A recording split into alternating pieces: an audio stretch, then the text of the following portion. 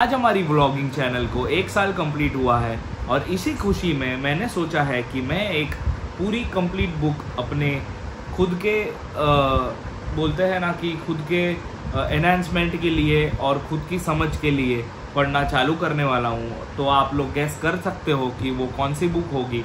तो it is the great Bhagavad Gita which I am going to start and I am going to share these blessings with you all and also my parents and my family members and all my loved ones.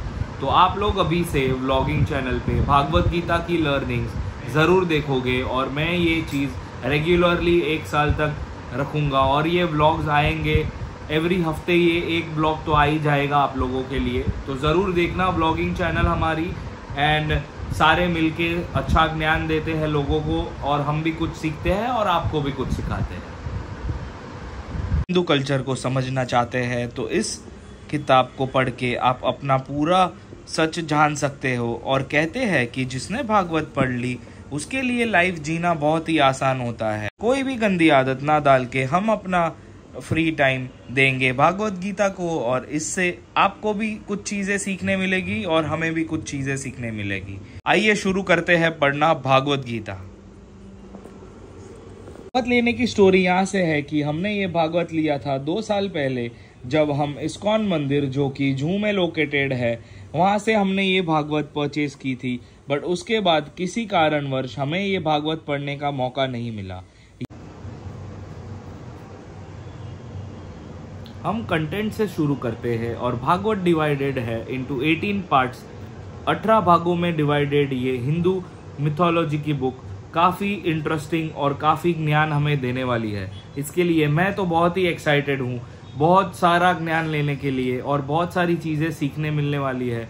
और हम notice करेंगे कि 1 साल बाद मेरे अंदर कितने बर्ताव आते हैं और मैं ये सारी चीज़ें अपने YouTube चैनल पे शेयर करने वाला हूँ। तो जुड़े रहिए इस जर्नी पे एंड लेट्स सी कि एंड ऑफ द ईयर हम लोग कितनी बड़ी फैमिली होते हैं और हम कितना कुछ सीखते हैं भागवत गीता से। ना पहला अध्यायમાં એમ બતાવ્યું છે કે બેટલફિલ્ડ ઓફ કુરુક્ષેત્ર જે કે અર્જુના અને એના રિલેટિવ્સ, ટીચર્સ અને ફ્રેન્ડ્સ સાથે હતી, એને બધાને લડતા જોયા અને એના માટે એને સ્ટ્રેન્થ એનું ફેલ થાય છે અર્જુનાનું। તો એટલે he gives up his determination to fight.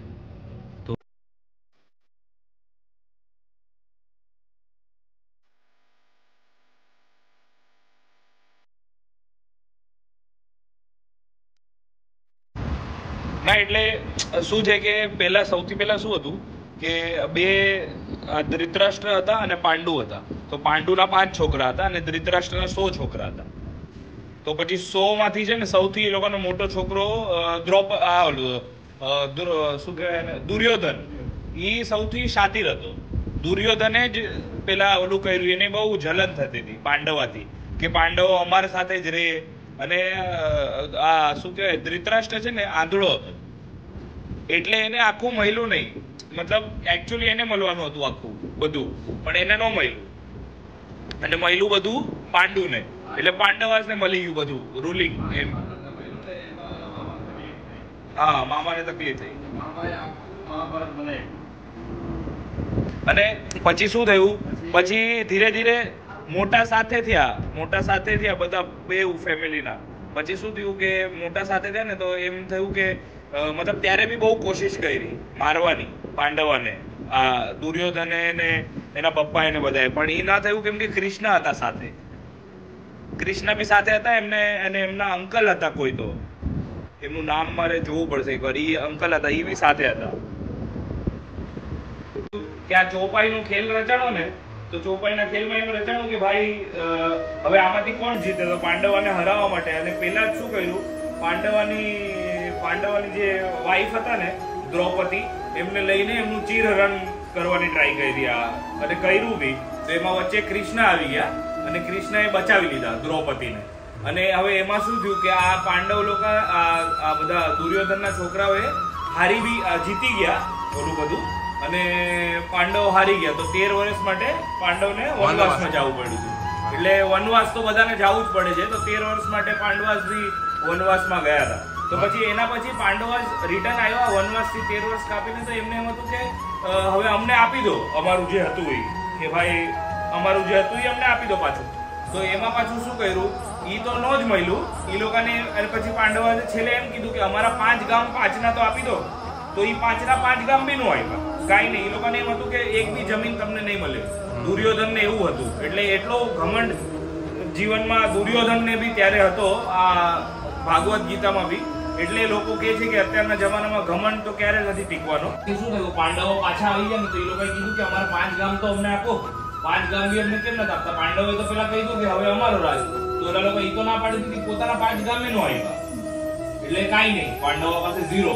પછી હવે એમને સુલા કરવાની ટ્રાય કરી કે આપણે ઓલું શું કહેવાય ને, લડાઈ નથી કરવી, એને શું કહેવાય, વોર નથી કરવું, માંડવલી. આઈડિયલી આજની તારીખમાં માંડવલી જ કહેવાય કે ભાઈ માંડવલી કરી દે કે અમારા 5 આપી દો તો અમે આગળ કાંઈ નહીં કરશું એમ.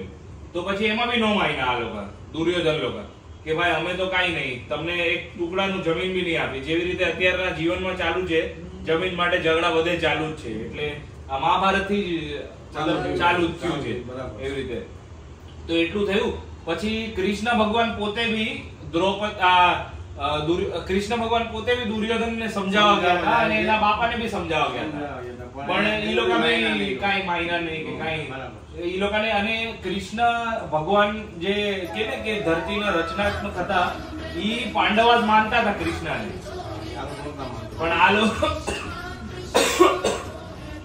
લોકો નહોતા માનતા. દુર્યોધન લોકો કૃષ્ણને ભગવાન નહોતા માનતા, પાંડવ લોકો કૃષ્ણને ભગવાન માનતા હતા. તો આવું હતું. અને બધા પ્રયાસ કર્યા, પણ કે ને કે કૃષ્ણ થી બી નો માન્યા, પાંડવ થી બી નો માન્યા. એટલે પછી મહાભારત ચાલુ થઈ. અને આ આપણે મહાભારત નું આ એક ઇન્ટ્રોડક્શન હતું ભાગવત ગીતા માટે. અને તમે લોકો બધા પાર્ટમાં ભાગવત ગીતા હું વાંચવાનો છું અને તમને લોકોને સમજાવવાનો છું. તો તમે બધા વ્લોગ્સ જોજો, ધીરે ધીરે આવશે. એવરી વીક આપણે વ્લોગ નાખવાના છે ભાગવત ગીતા પર. So everybody can see the video. જય માતાજી. કે છે ને ઓલો કૃષ્ણ ભગવાન, તું ભાગવત વાંચી જો એકવાર, તને એનો સારી નીંદર મળી જશે. ત્રિશૂળ નો કર્યું કૃષ્ણ ભગવાનને, ઈ જ કર્યું ને. કૃષ્ણ ભગવાનને ત્રિશૂળ જ માર્યા હતા ને કોઈ. તો થોડું ભગવાનનું વાંચતા રહી એમ ખબર આપણને. ઈ તો એમને પણ ડાયરેક્ટ આપણને આઈડિયા દો, થોડું વાંચી. આપણા બા બી વાંચતા હતા વિચારો, તો પછી આપણે બી થોડું. હા, એ તો ભાગવત બાય તો રામાયણ વાંચી 5 વાર બેટા. રામાયણ બાય 5 વાર વાંચી છે બેટા. રામાયણ તો આપણે વાંચી નહોતી, કારણ કે કેટલા પેજ છે ખબર? એના 900 પેજ છે રામાયણ. 900 પેજ એને 5 વાર વાંચ્યા છે બાય. આપણે આપણા બાજુ તો બાતો અત્યારે રોજ સવારે ઉઠીને 1.5 કલાક વાંચતા. આપણે 1.5 કલાક વાંચી ગયું, આપણે ટાઈમ છે 1.5 કલાક વાંચો રોજ. એના જેવું તો આપણે કાંઈ નથી કરી શકવાના બેટા. બાય જે કર્યું છે આપણે કાંઈ નહીં કરીએ. અને બીજું એમને કઈ કામ શું હતું બેટા? તારી મમ્મી કઈ થોડી એમને કઈ કામ કરી દીધી હતી?